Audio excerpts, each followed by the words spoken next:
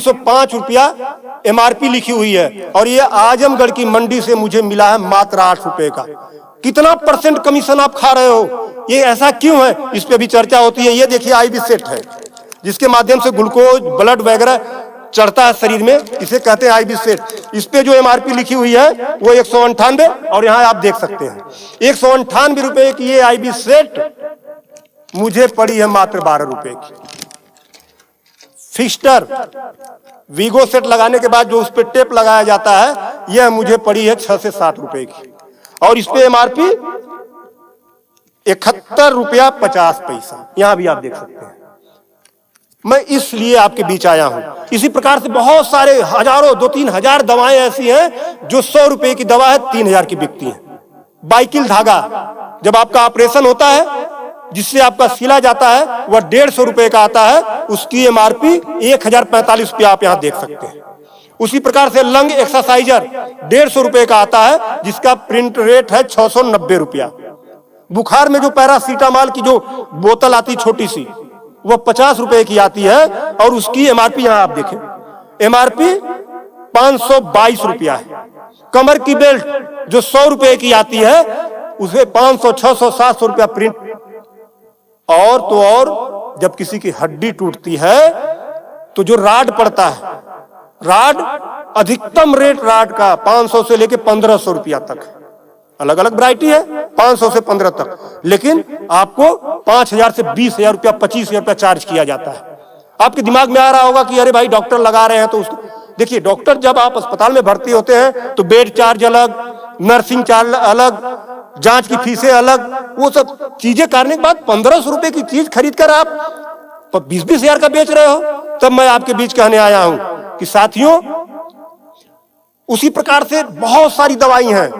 100 रुपए की दवा, एक दवा मैं देखा ला नहीं पाया उसको, 100 रुपए की दवा उसकी MRP 2000 रुपया लिखी हुई थी। हजारों दवाइयां हैं आपके साथ, आपको लूटने का काम कर रहा है। मुद्दा ये नहीं है कि इस पे 305 का प्रिंट छपा हुआ है।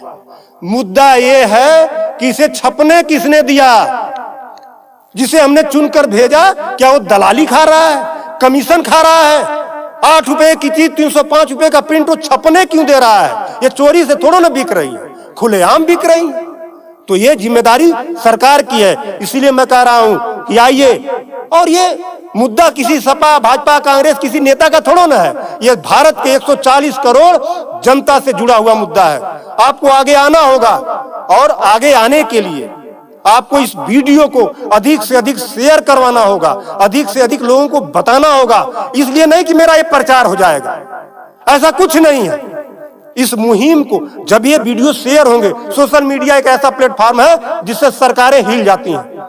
आज मैं इस चीज को लेकर आया हूं, यह जनता से जुड़ा हुआ मुद्दा है। जब आप मेरी इस बात को, जनता की इस आवाज को अपने इलेक्ट्रॉनिक गैजेट्स के माध्यम से आगे बढ़ाने का काम करेंगे, निश्चित रूप से सरकारें डरेंगी। और मैं तो कहता हूं सरकारों को जनता से डरना चाहिए, जनता को सरकारों से नहीं डरना चाहिए।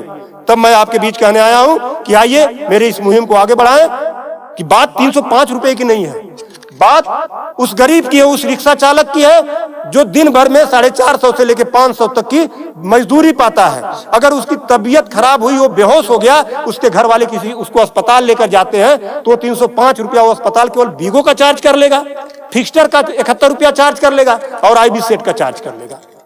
ये सब मिला के 600-700 रुपया हो गया। यानी उसकी 1.5 दिन की दिहाड़ी में अभी तो ग्लूकोज लगा ही नहीं, दवा कोई उसने खाया ही नहीं, बेड का चार्ज हमने बताया नहीं, अस्पताल का चार्ज हमने बताया नहीं। 1.5 दिन की दिहाड़ी उसकी केवल इस 3 आइटम से चली गई। आगे की दवा कहां से आएगी? तब उसका बाप खेत बेचेगा, उसकी बीबी गहना बेचेगी। इस तरह का लूट खसोट। और मैं तो कहता हूं शर्म करो ऐसा करने वाले लोगों। 8 रुपए की चीज 305 की बेचते हो। आज आपके अस्पताल में अगर जो दाई है उसका वेतन 7,000 है, यानी प्रत्येक दिन 210 रुपया। अगर उसकी तबीयत खराब हुई, वो आप ही के अस्पताल में भर्ती होती है, तो उसकी 3 दिन की दिहाड़ी केवल इन 3 चीजों की लग जाती है। कुछ तो शर्म करो, कुछ तो सोचो। स्वास्थ्य, शिक्षा, सेवा का क्षेत्र है, लेकिन आपने इसे लूट का अड्डा बना दिया है। सरकारों के मिली भगत से ऐसा हो रहा है। तो मेरा निवेदन है आप लोगों से कि इस वीडियो को अधिक से अधिक शेयर करें।